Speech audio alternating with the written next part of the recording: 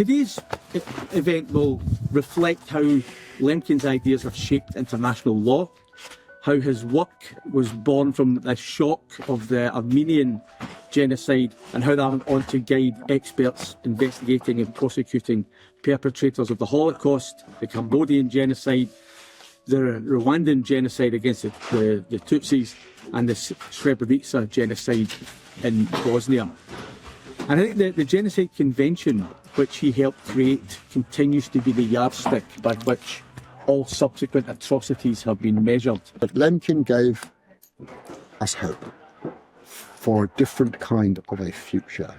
And in the context of the case brought against Myanmar by the Gambia, I will not soon forget the day after the International Court of Justice, in a unanimous decision under the convention, ordered Myanmar to cease its acts which were in violation of the Genocide Convention.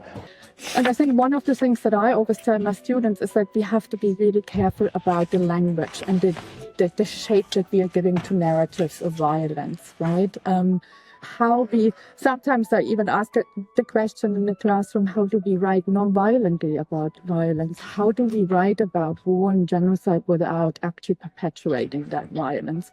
The way in which Lemkin conceived of genocide is not just a sort of physical killing or destruction, but as having cultural, social, political, religious, and for me especially ethical dimensions, destroying the ethics of the people you're targeting, destroying their social networks, destroying the basis of the spirituality. And I'm very excited that we're talking about Lemkin now, not just as a past figure, but as someone who I think we need to go back to again and again to see some new ideas that have yet to be really developed.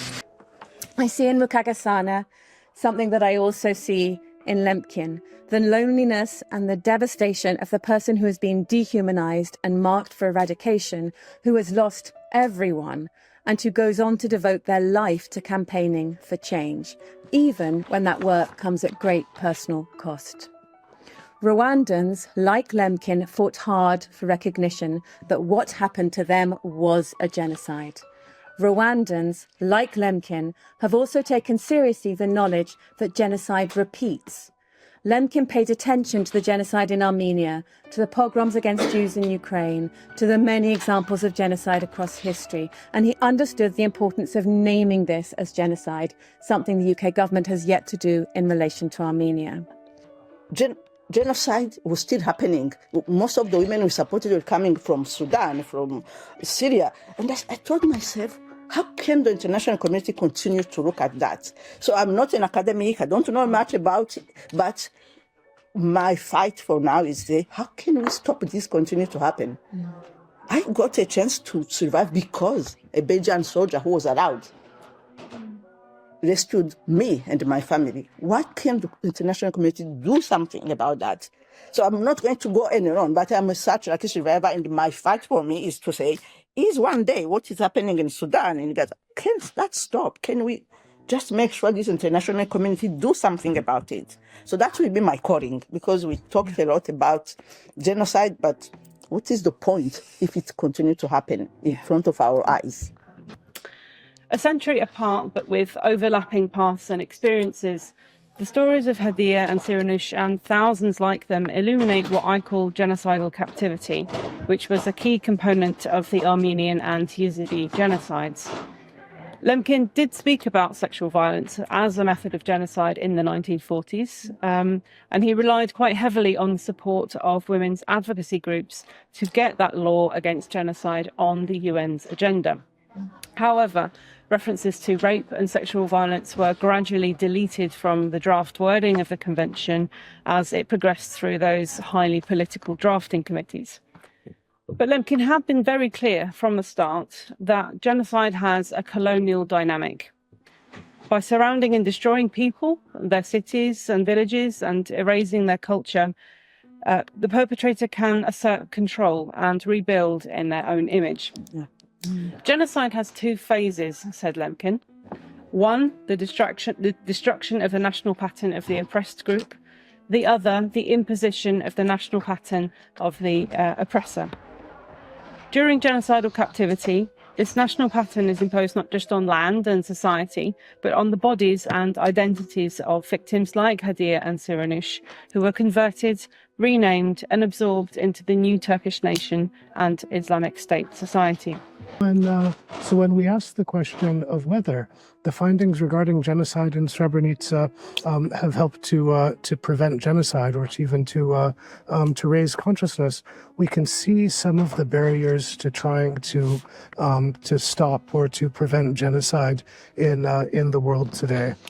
I mean, one of those barriers is something that is apparent to us every day in trying to confront ongoing events, and that is that the interests of truth and justice are very often not in harmony with the interests of powerful states. We became slave laborers. Food was for workers only, and work, therefore, meant food, and food meant life. Our extended family of 11 included 3 children and 3 elderly women, too young or too old to work. I lied that I was 14 and joined the workforce to earn a food ration.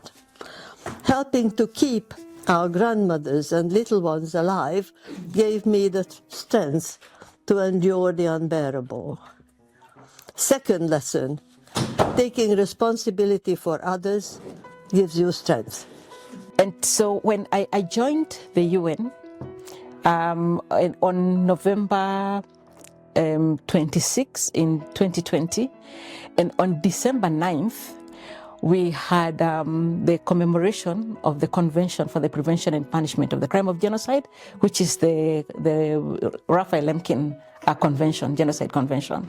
So it happens every year. It's a huge event where you have the Secretary General, you have the President of the General Assembly, you have everybody in the room and all the member states or the ambassadors, big speeches, and then we wait until the next year. So on the same day, Armenia usually holds an event. And it's a very important event because it was Armenia that gave us this, the resolution that gave us this day. So the day was not commemorated until Armenia wrote this resolution.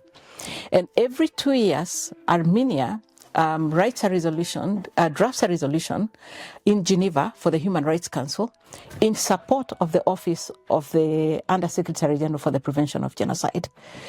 And Armenia, again, every year, without fail, on December 23rd, a check would come to the office of $20,000 every single year from Armenia.